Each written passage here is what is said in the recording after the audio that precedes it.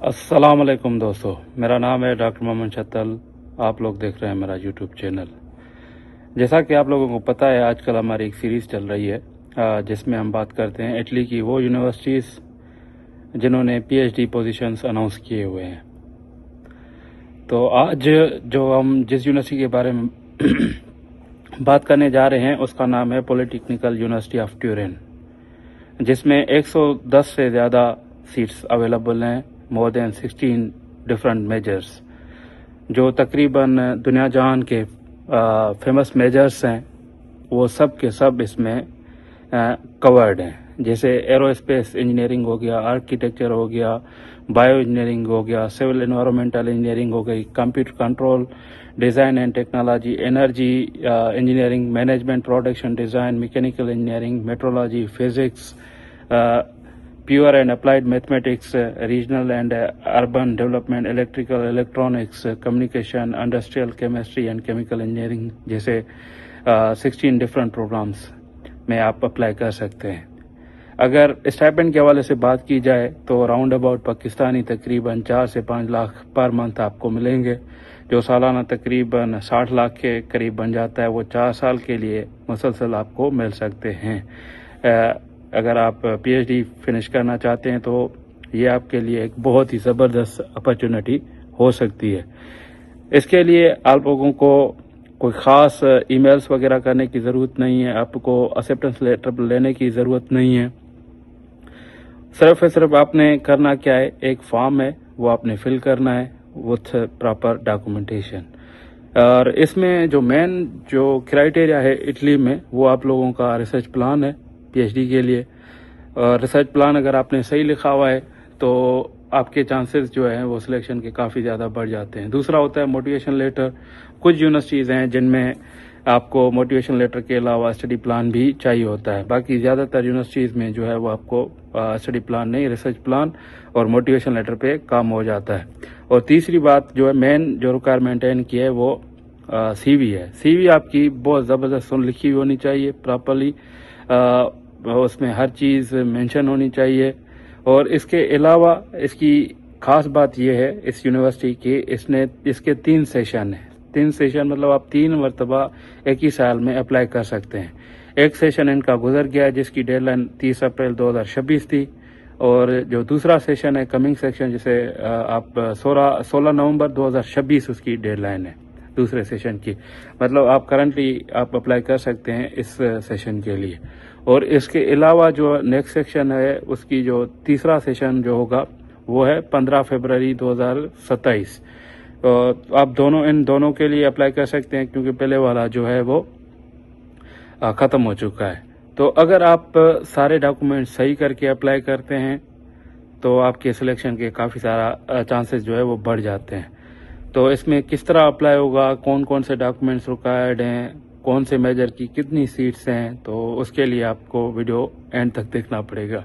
तो stay tune, और मैं आप लोगों को लेके चलता हूँ स्क्रीन तक, लैपटॉप की स्क्रीन पे। फिर मैं आप लोगों को आगे बताऊंगा कि किस तरह अप्लाई करना है, क्या रिक्वायरमेंट्स हैं और कौन कौन से फॉर्म फिल करने हैं। Stay tune. तो दोस्तों, अभी हम आ चुके हैं पॉलिटेक्निकल यूनिवर्सिटी ऑफ ट्यूरिन की वेबसाइट पे। यहाँ पे ये वेबसाइट जब आप ओपन करेंगे तो कॉल फॉर एप्लीकेशंस, और इसमें 42 जो है साइकिल, उसको हमने पढ़ना है। तो यहाँ से हम इसको ओपन करते हैं और मैं आप लोगों को थोड़ा इसका ओवरव्यू दे देता हूँ कि क्या सूरत हाल है, कौन कौन से डॉक्यूमेंट्स हैं, क्या किस तरह अप्लाई होगा वगैरह वगैरह। तो ये कॉल इंग्लिश में लिखी हुई है, थोड़ा मैं इसको जूम कर देता हूँ।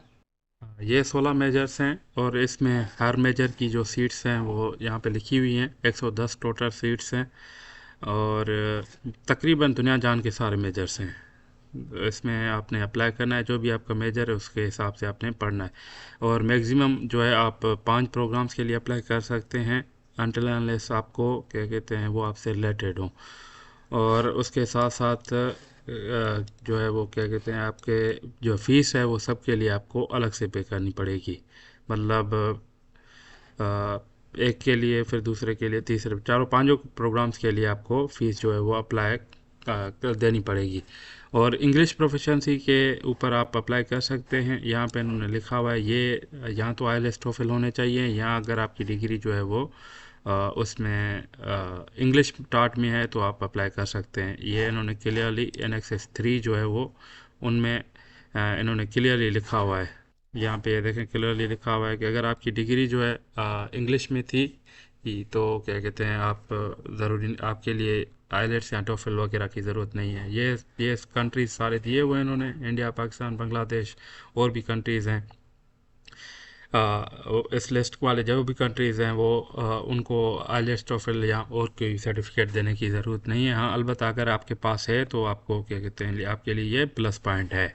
और डॉक्यूमेंट्स के हवाले से बात की जाए तो सबसे पहले पासपोर्ट होगा, आपकी बैचलर की डिग्री और ट्रांसक्रिप्ट होगी, मास्टर्स की डिग्री और ट्रांसक्रिप्ट होगी, और इंग्लिश प्रोफिशिएंसी सर्टिफिकेट होगा, abstract of masters degree thesis, और इसके साथ साथ मोटिवेशन लेटर या मोटिवेशनल स्टेटमेंट, और रेफरी की डिटेल्स देनी होगी, या दो जो आपके लिए रेफरेंस लेटर, रिकमेंडेशन लेटर जो है वो आप लोगों के लिए अपलोड करेंगे। और इसके अलावा अगर आपके पास DOV या सीमिया है तो आपको वो इनक्रेज करते हैं, मगर ये इस स्टेज पे लाजमी नहीं है फ़िलहाल के लिए। और इसके अलावा ऑप्शनल डॉक्यूमेंट आप अप्लाई कर सकते हैं, अपलोड कर सकते हैं।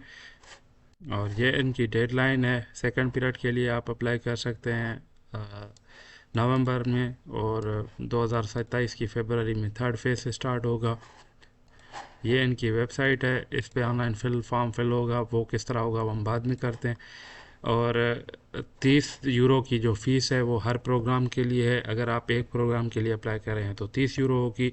अगर आप 5 प्रोग्राम्स के लिए अप्लाई कर रहे हैं तो 150 यूरोस आपको पे करनी पड़ेगी।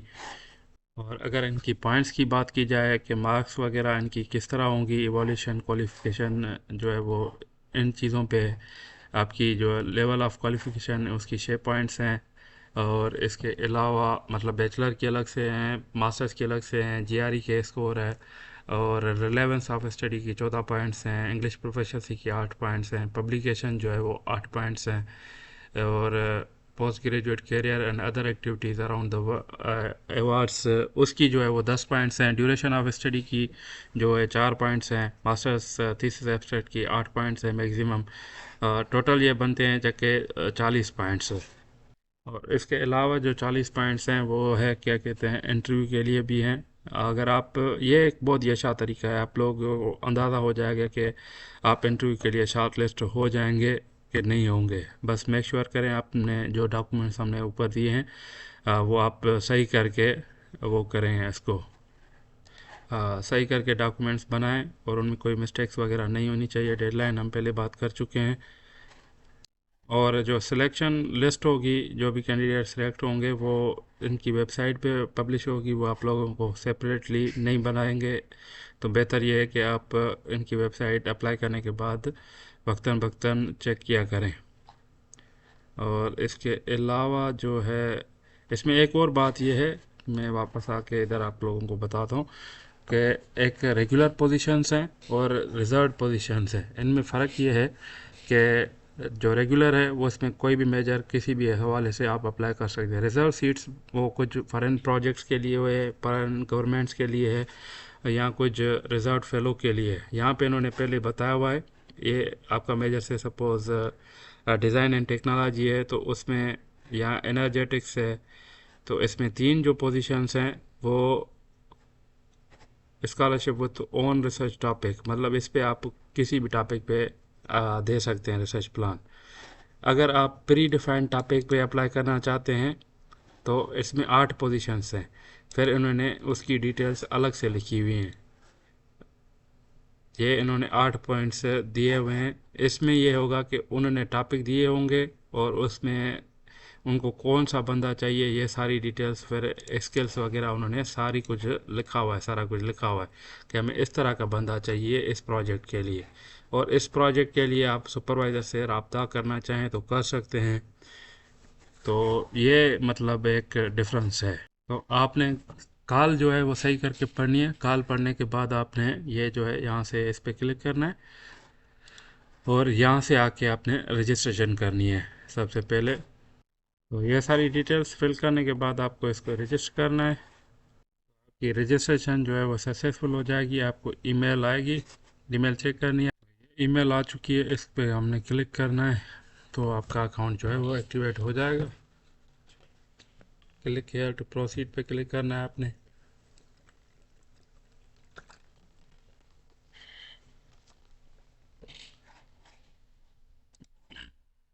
यहाँ पे आपके पर्सनल डेटा एंटर करनी है, कुछ एंटर की हुई है आपने, कुछ फिर से करनी है।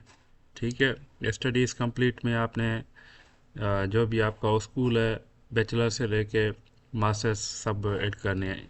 लैंग्वेज स्किल्स आपने ऐड करनी है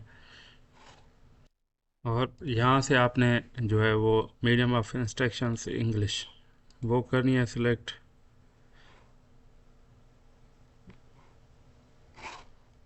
फिर यहाँ पे जो भी इसकी डेट है वो डाल देनी है। उसके बाद आपने यहाँ से प्रोग्राम सेलेक्ट करने हैं, इसकी एप्लीकेशन ऐड करनी है आपने। तो यहाँ से आप जो अप्लाई कर रहे हैं वो जिस भी प्रोग्राम के लिए अप्लाई कर रहे हैं वो कर सकते हैं। अच्छा, ये अभी तक जो क्योंकि इनकी जो डेडलाइन है वो नवंबर में है, तो अभी इनकी ये पीएचडी प्रोग्राम जो है वो ओपन नहीं हुई। तो उसके लिए आप वेट करना पड़ेगा। जैसे ही आप वो आएंगे तो यहाँ से आप पीएचडी प्रोग्राम से ऐड करने के बाद सेव एंड सबमिट करेंगे और उसके बाद ये सारी डिटेल्स जो भी हैं आपकी क्या कहते हैं ये ऐड करनी। How do you get know the polytechnical university, आपने वो बताना है कि किस तरह वो करनी है। तो सबमिट क्योंकि अभी ये नहीं हो रही, तो केसी का रीज़न ये है कि अभी तक इनकी जो सेकंड फेज़ है वो स्टार्ट नहीं हुआ। तो उम्मीद है कि ये वीडियोस आप लोगों के लिए कारगर साबित हो रहे होंगे, आप लोगों को हेल्प कर रहे होंगे। अगर फिर भी कोई चीज़ समझ नहीं आ रही, कोई भी सवाल है तो आप लोग मुझसे पूछ सकते हैं। Thank you very much, stay tuned for more. अल्लाह हाफिज़।